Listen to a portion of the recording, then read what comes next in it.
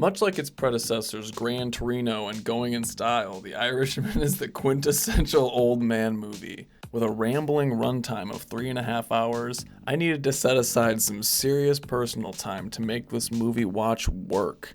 So I got some soup and some bread and settled into this flick. Into it so far.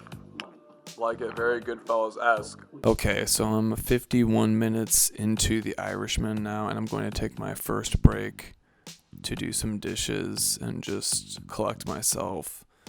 So what has happened in this movie so far?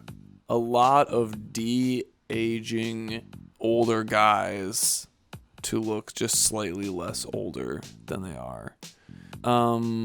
It's the problem that you have with all trying to de-age people. It just you know that it doesn't really look that right. You just know it's not real.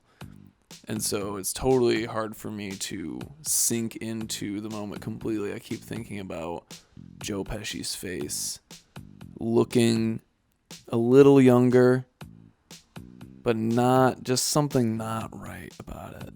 They got that one guy who's always doing stuff, and they made him some kind of like mid-level mob boss guy in this movie. I'm really into that. Okay, so more on this later. As I continued watching, I wanted to highlight a few things, namely this scene with Pacino.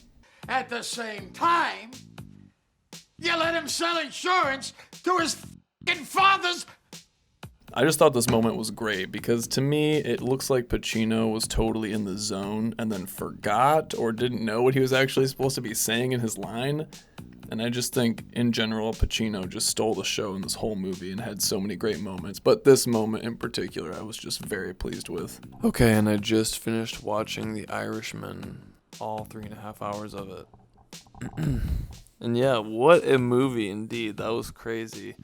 Also, does anyone know if they had to Photoshop Robert De Niro's nipples to look like this in the de-aging process? Okay, that's all I have to say about this movie. Interested to know all of your burning opinions on it. Did they Photoshop RD's nipples? Did Al Pacino forget his line? I have so many questions.